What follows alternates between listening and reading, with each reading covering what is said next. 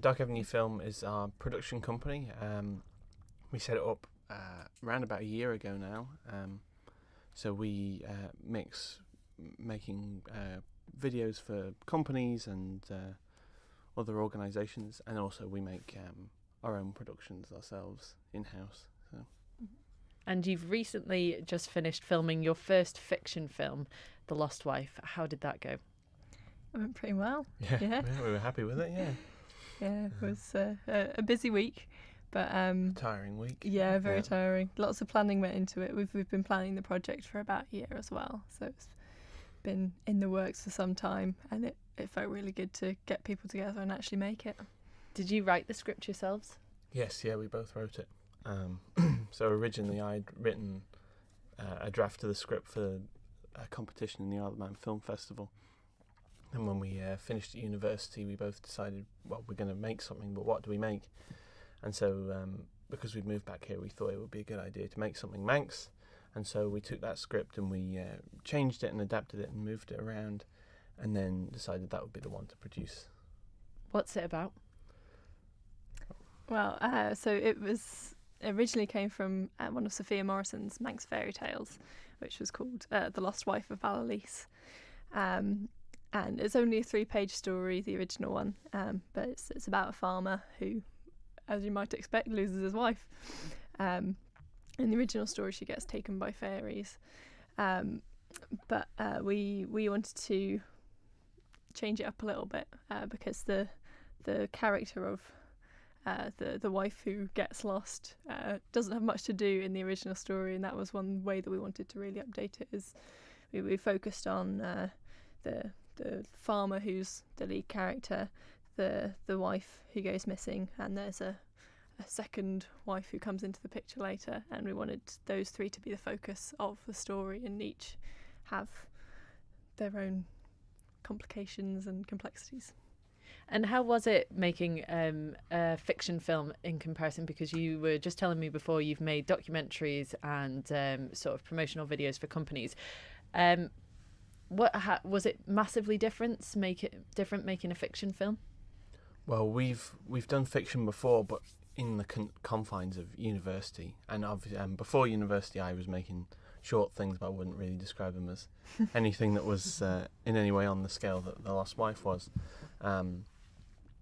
The difference out of uni is that uni has a lot of safety blankets and protection in it. You know, the university has its own insurance, and location permissions are fairly straightforward to get because of because the uni and the city work very closely together.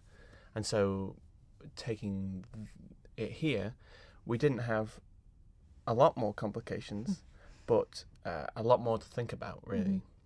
It wasn't just a case of like turning up with the camera and filming things. It was a case of thinking through every single thing and getting it in place before we got the film shot.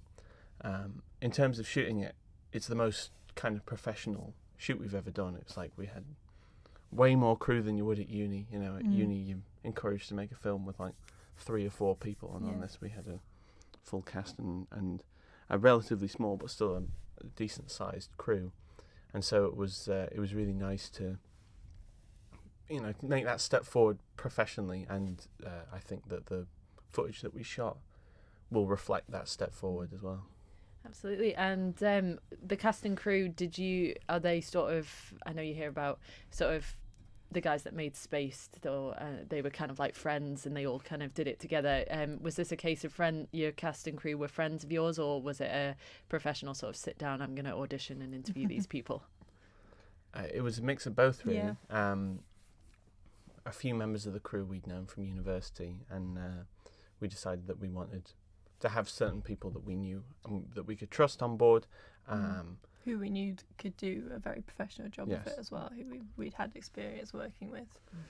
In terms of the actors, we didn't know any of them, so these were all people that we auditioned and cast through that, and so it was a mix of the two, really, and there were members of the crew that we didn't know as well. But in the end, it was a really nice mix, and everyone fitted together really nicely. I was looking at your Instagram stories, and it did look like a good week. It looked really fun. Where do you want The Lost Wife to go?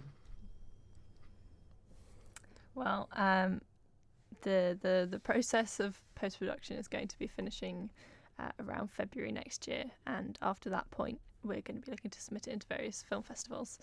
One place that we're hoping it will go following our short documentary that we made is Lorient Interceltic Festival in Brittany, which the Mirror documentary attended in August, and it went down really well, and they seem keen to see what we do next, so we're hoping that The Lost Wife will follow with that.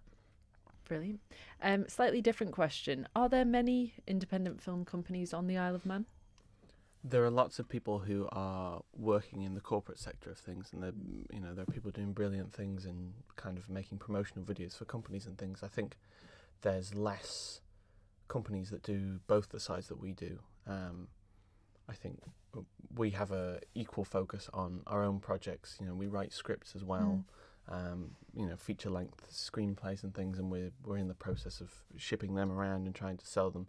And I think what we do differently is that our focus was not in making corporate videos. Our focus was in making kind of fiction and kind of non-fiction, and so that's what we want to bring to what we produce for other people as well, as a kind of more cinematic look and feel to it as well. In terms of the future of Dark Avenue film, the film industry on the island has lost £26 million. So I guess it's difficult if you wanted to kind of get your foot in the door. We don't really have like a place where you could start as a runner and work your way up. So for Dark Avenue film, are you hoping to basically do it yourself and just grow the company? Yes, I mean, we've had a lot of help from the Arts Council and Culture Van, and they gave funding to The Lost Wife, as well as some crowdfunding that we did as well. I think in terms of what we want from the business, it is that we want to grow it ourselves. We've both done running work. I think certainly I decided that I didn't want to do that forever. I don't like being told what to do that much. So I wanted. So that's why we decided to come out and do it on our own. I think what we want to do is grow things at a reasonable pace, in that we want to make shorts up until the point in which we've got a body of work that may be worth investing in for something bigger. And I think that's really where the film industry over here can go. I think if we put more emphasis on putting smaller amounts of money on really good ideas, that's going to build things up again, and rather than putting loads of money in as many projects as we can. The other thing that's been important for us is paying our cast and crew. There's particularly on the smaller scale productions, there's a tendency, you're doing it because you love it, but if we want to sustain an industry, people need to be paid for the work that they're doing, and you train professionally. It takes a lot of time to get the skills it takes to make a film. So we paid our cast and crew on The Lost Wife, and we're keen to continue that.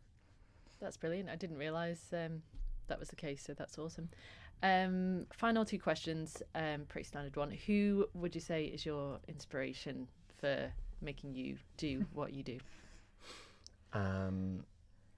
There's a list. Sort of top three. Oh, top three. Okay. Well, when I was a kid, it was always the Steven Spielberg movies. So I grew up on Indiana Jones and which is not Spielberg, but Star Wars and things, and it was kind of how those films felt. I think as I grew up, I really like David Fincher's work. He did Gone Girl and Social Network and things. I think he's really fantastically interesting. And then another one is Paul Thomas Anderson, who made The Master and Phantom Thread and There Will Be Blood, and he does things in a way that I can't even comprehend how he pulls things off. And so they've been a big inspiration, and all three have been kind of influential on The Lost Wife in some way, in the way that we shot it and the way that we wanted it to feel. They've all had an impact on that. For me, because I focus more on the writing side of things, I think the biggest one is probably Sally Wainwright. Huge. Patrick introduced me to Happy Valley, and I just love the the way that she writes and the characters and the emotion that she gets into things. And we were lucky enough to shadow on the Gentleman Jack production for a week, which was absolutely fantastic. To watch her at work was really amazing. Did you get a bit starstruck? A little bit. She asked me one question. It was like, "Oh, so I hear you write as well?" And I was like, "Yeah, I write." I didn't really know what else to say, and then she had to go off and do something, so yeah, I was saved by that. But yeah, we learnt, every production that we've worked on outside of our own as student things, we've learned a bit more about building professionalism on set, and that was another thing that we drew on to make our own stuff as well. And finally, if you had to pick someone to play you in a film, who would you pick? Oh, crikey. That's a difficult one. Yeah. Who would play me? Well, my mother always says I sort of look like Andrew Garfield, so I'd have to go with him. Otherwise, yeah, I can see that, and he's a very, very good actor. Well, yes, that's a good thing. I'll go with him. And I'm always very smiley, so first thing that popped into my head was Lily James, which is quite hopeful, but that'd be great. No, definitely, yeah, both excellent choices, I would say.